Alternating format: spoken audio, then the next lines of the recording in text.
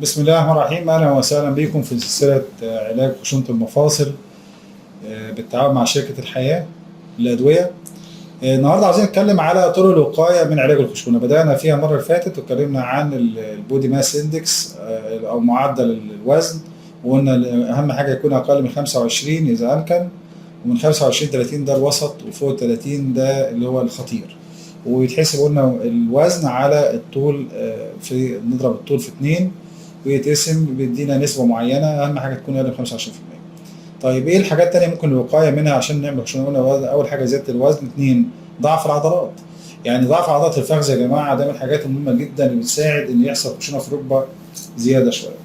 يعني كل ما كانت العضلة بتاعت الفخذ قوية كل ما قلت الخشونة بتاعت الركبة نفسها.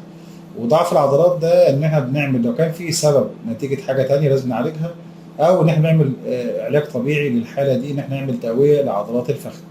يبقى من ضمن الحاجات برضو الوقايه ان احنا نعمل كده. التلاته ان احنا نعمل كمان لو كان عندنا استعمال خاطئ للركبه. يعني بعض الناس بيتني مثلا ركبه معينه في وضع معين، الركبه ده ممكن تكون ده حمل على الركبه جامد شويه، اللي هو وضع زي وضع التشهد مثلا.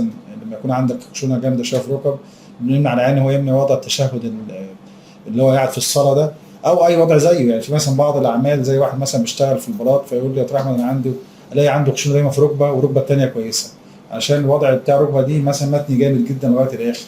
يبقى احنا برضو لو في وضع خطا للركبه او استعمال خاطئ للركبه، حاول تتجنب الاستعمال الخاطئ للركبه ده، عشان خاطر ان انت تمنع تطور الخشونه او توقفها عند كده. يبقى لو عندي مثلا حاجه تانية زي مثلا املاح مترسبه في الركبه زي املاح الكالسيوم او املاح النقص، يبقى انا لازم اعالج هذا المرض. لو كان عندك املاح ناقص او املاح كالسيوم بتزيد في جسمك وبتعرفها طبعا عن طريق الطبيب بيعمل بعض الفحوصات، فبنعمل له الفحوصات دي ونعالج المرض ده علشان ما نوصلش لمرحله متقدمه في الخشونه. ونكمل ان شاء الله في الحلقه الثانيه. والسلام عليكم.